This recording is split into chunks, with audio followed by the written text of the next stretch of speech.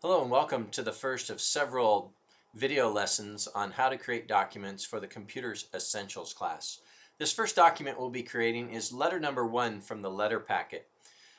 This particular letter is a letter which is designed to be written on letterhead stationery. Letterhead stationery uses the top 2 inches for the company name and logo and address, so we want to make sure that we type below that area. So what you see on your screen is a typical document with the default margins in Microsoft Word. We have a 1-inch default top margin, and then we'll have another inch for the letterhead. So the way to mark that, I will just press enter a few times. And then when I get to approximately 1 inch, what I'll do is I'll just hold down the underline key and make a line across the screen. And when I press enter, Word will automatically place a line there. And then up at the top, I might center the word letterhead. So I know that this is a letterhead document. All right, this isn't necessary, but I just wanted to point out that the top portion of the page is reserved for the stationery. So we want to make sure that we put our date and all the other information for the letter down below.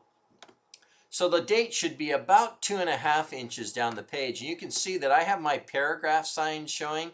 This is really important. So if you don't see it on your screen, go to Home and then go over to the Home tab, and then go over just below right here on my screen where you see this paragraph symbol. And if you click on it, it will turn the paragraph symbols on and off. That's important that you can see it, so now you can see how the document is formatted. Go ahead and press enter so that now it is approximately 2.5 inches. The 1-inch top margin, another inch, and another half. So this is approximately 2.5 inches what you see.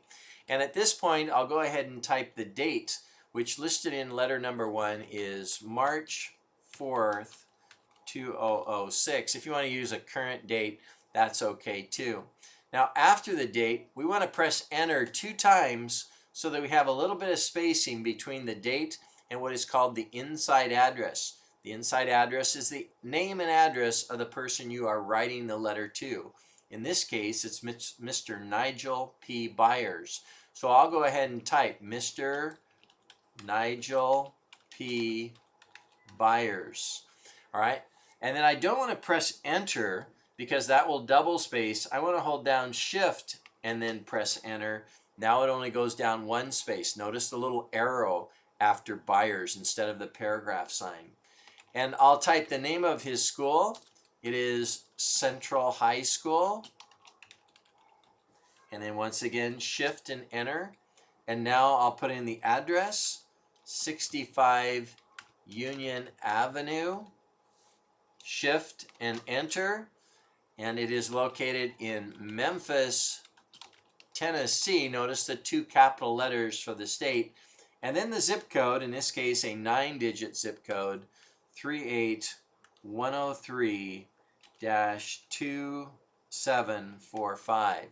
All right, that's the end of the inside address. So now I'll go ahead and press enter so I'll have a double space before I put the salutation. Now the salutation is generally the word dear and then the title of the person, whether it be Mr., Mrs., Ms., Miss, Doctor. All right, in this case it's Mr. and just his last name, Mr. Byers.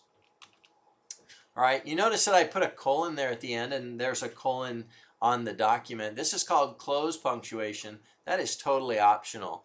You can leave that off if you want. Okay. After the salutation, press enter. And now I'm going to go ahead and type the text for the 4 paragraphs. I'm going to put it on pause, and you can go ahead and just read your paper and go ahead and start typing. I'll be right back with you in a couple seconds after I have all 4 paragraphs typed. Okay, now that you've typed in the paragraphs, the next thing to do is to make sure, like the letter said, is to go through and proofread and make sure that you don't have any typing errors. And not all typing errors show up with spell check and with underlined in red and in green. So you have to be careful to go through and read the whole thing. Once you have the paragraphs typed, then we're ready to put the closing. And the closing is simply the word sincerely.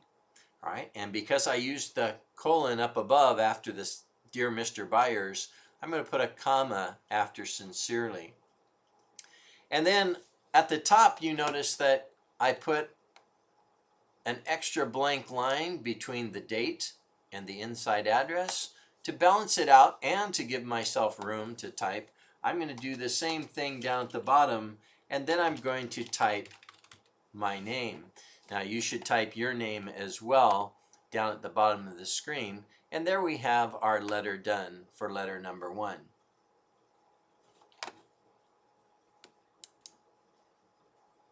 One last thing to check before we finish is to view the page as a whole page.